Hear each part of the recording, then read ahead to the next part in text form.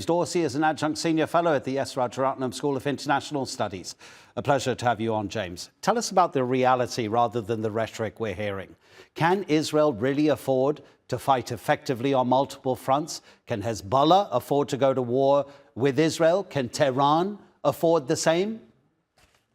Well, the proof will be in the pudding whether the Israeli military is up to a multi-front attack, particularly given the fact that it is fighting the longest war in its history, 10 months in Gaza.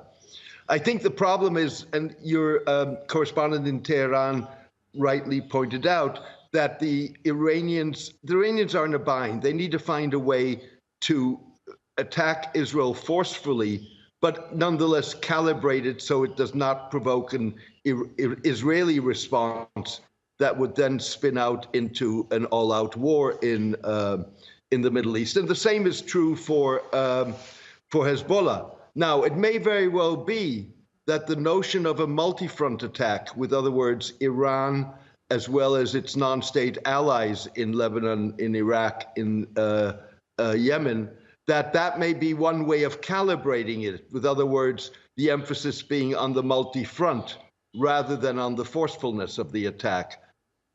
It's everybody's guess at this moment. We'll have to wait and see. I'm not sure if it's even possible to understand where the burden of responsibility is greater in terms of who needs to control their reactions more to try to make sure there is no wider conflict. But James, this is from an NGO, and it says that Israel has conducted 17,000 attacks. They're either air or drone strikes, destruction of infrastructure, or remote explosions, 17,000 occasions in 5 different countries since October. Who is controlling the Israelis? The Israelis, nobody's controlling the Israelis. That's obvious, and the Israelis have been willing to defy international public opinion. They've been willing to defy the Americans, who have been pressuring the Israelis, even though they haven't attached something that would sanctions that would reinforce their pressure. Now, who is to blame and who has responsibility in avoiding this from spinning out of control? I think that all sides do.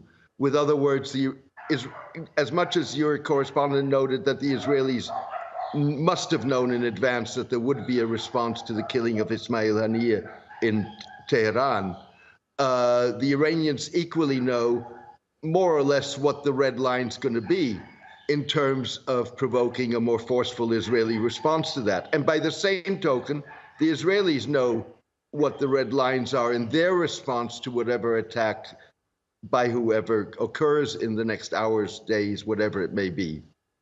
A few months ago, a senior Israeli official said the fighting in Gaza could last for the entirety of 2024. Do you think at that stage Benjamin Netanyahu already had it in mind that November will be decisive for his prospects of pursuing this conflict in Gaza? Of course, November, and I mean Donald Trump. It's very well possible. I mean,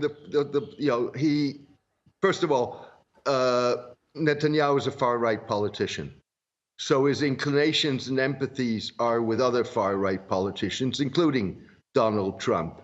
He also reckons, although that's a risky move, that a Trump administration will be more amenable to Israeli actions than, at least in terms of what they voice and vocal pressure that they apply, than a Trump administration will be. But we'll have to see, because